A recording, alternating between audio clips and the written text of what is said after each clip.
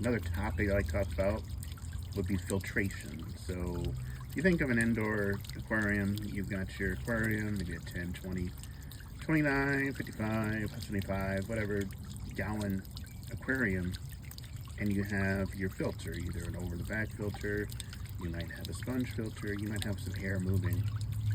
But remember, the aquarium is inside, it's getting artificial light, it's often not susceptible to any outside influence. But when we're working outside, I don't necessarily think that there's the need for air pumping from the bottom up. We just need a way to break the surface tension of the water, splash some water around, get it moving. Like this one over here is in the star pattern. This one's splashing. This one also is kind of splashing. So that splashing provides those bubbles and things to break the tension at the surface, and then there's a gas exchange that occurs there. We've also got underwater plants. The underwater plants will provide a little bit of oxygen below, not very much, but they'll still do it. And then when it comes to filtration, that's really what this duckweed's for. That's really what the algae provides when it starts to grow. So the duckweed gets too low, the algae will grow.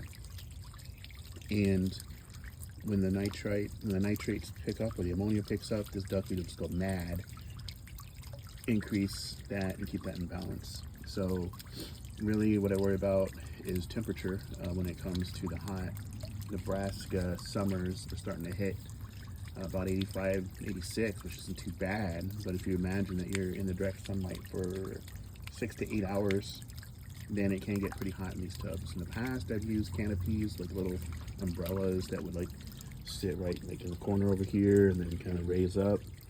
But what I've done lately is just try and do it via plants. I want this cattail in the middle to really start growing out, and it should actually provide some shade, especially the very when the sun's directly overhead. These sweet flags that I have on the sides, I think those I can put towards the middle. And if I do that, then they'll kind of cascade shade over the middle of the tank. But right now, that's what these solar pumps provide, is more of the breaking of the water, getting some evaporative cooling. But evaporative cooling only works so much, and that the humidity is kind of on the lower side, so that it actually does evaporate. So during the summers, we actually do get fairly high humidity and pretty hot. But I've been successful with these in the last couple years, having them close to my house and running these things to keep it cooler. But filtration wise, I'm not really worried about that. The plants will do it, the algae will do it, and the fish will tell me if they're having issues.